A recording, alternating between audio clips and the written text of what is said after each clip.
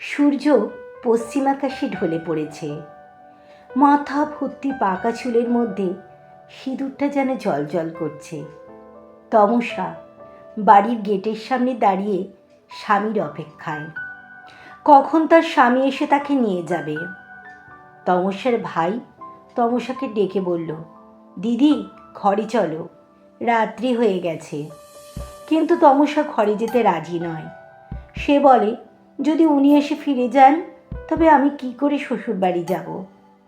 এখন তমসার একটাই কাজ, সকাল থেকে রাত পর্যন্ত সেজেগুজে বাড়ির গেটের সামনে দাঁড়িয়ে স্বামীর অপেক্ষায় থাকা।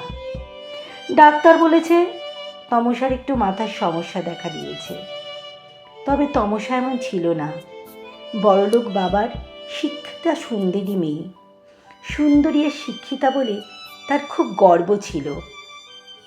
তার অহংকার তার স্বামীর ঘর করতে দিল না।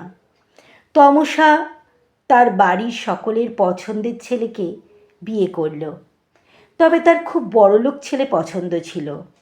যাই হোক, অবিনাশ একটা প্রাইমারি স্কুলের শিক্ষক ছিল। মোটামুটি খেয়ে পড়ে ভালোই চলত। কিন্তু বাদ সাধল তমসার অহংকার। সে উঠতে বসতে নিজের বাড়ির সাথে অবিনাশের বাড়ির তুলনা করত। তমসার চাহিদার শেষ ছিল না। অবিনাশ সব চাহিদা পূরণ করতে পারত না, তবুও নিজের সাধ্যমতো চেষ্টা করত তমসাকে সুখী করার। কিন্তু তমসা সুখী হবার নয়, সে সব কিছুতেই সন্তুষ্ট ছিল না। তার একটাই উদ্দেশ্য ছিল, অবিনাশকে সবসময় ছোট করা। এইভাবে বছর দুয়েক কেটে গেল। তারপর ওদের ঘর আলো করে একটি কন্যা সন্তান জন্মালো। অবিনাশের সে কি আনন্দ!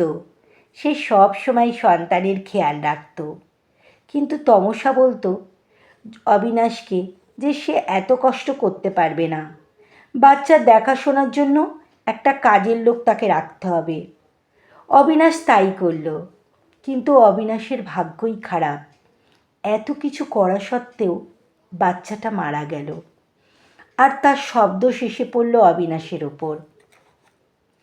তমসা বলল, অবিনাশ যদি বাচ্চাটার প্রতি আরও যত্নবান হতো তবে হয়তো বাচ্চাটা বেঁচে থাকতো। সেই ঝগড়া শুরু হলো। দুজনার মধ্যে ঝগড়া এমন পর্যায়ে পৌঁছালো যে তমসা রাগ দেখিয়ে বাপের বাড়ি চলে গেল।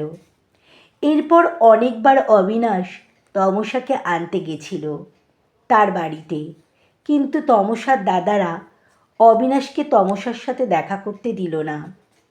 অবশেষে তমসার বাড়ির লোক অবিনাশের নামে মিথ্যা বদনাম দিয়ে তমসার সাথে অবিনাশের ডিভোর্স করিয়ে দেয়। এরপর অনেক দিন কেটে যায়। তমসা বুঝতে পারে সে যে কী ভুল করেছে, আর তার বড় একা লাগে। বাবা মাও মারা গেছে, আর দাদারা যে যার মতো সংসার করছে। তাই তমসার দিকে ফিরে তাকানোর কারো সময় নেই। তখন সে অবিনাশের অভাব বুঝতে পারে। তাই সে একদিন বাড়ির লোককে না জানিয়ে বিয়ের বেনারসি পরে আর এক মাথা সিঁদুর নিয়ে অবিনাশের বাড়ি এসে উপস্থিত হলো। অবিনাশ তমসাকে দেখতে অবাক হয়ে গেল। এতদিন পরে হঠাৎ কেন সে তমসার বাড়িতে এসেছে। তমসা অবিনাশের হাত ধরে বলল, আমি তোমার কাছে ফিরে এসেছি, আমায় ফিরিয়ে নাও অবিনাশ। অবিনাশ বলল, তমসা তুমি একটু শান্ত হয়ে বসো, তারপর তোমার কথা শুনব। তমসা বলল, আমি তোমার সাথে সংসার করতে চাই, আমি আমার ভুল সব বুঝতে পেরেছি। অবিনাশ বলল, তার হয় না, তুমি অনেক দেরি করে ফেলেছ।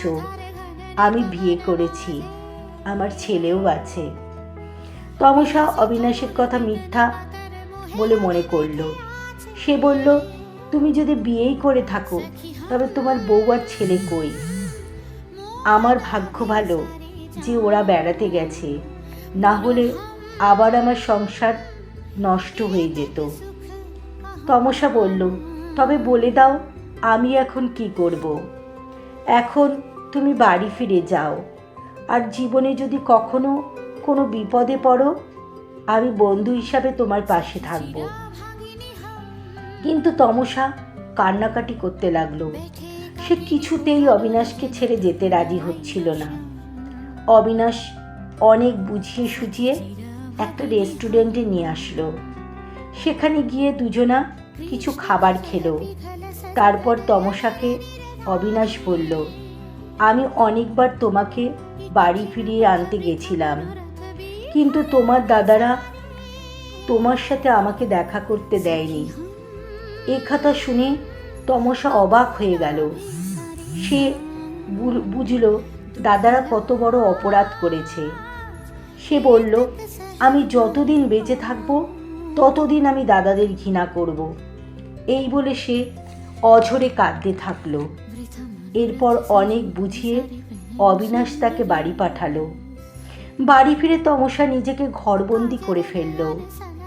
সে কারোর সাথে বেশি কথা বলতো না।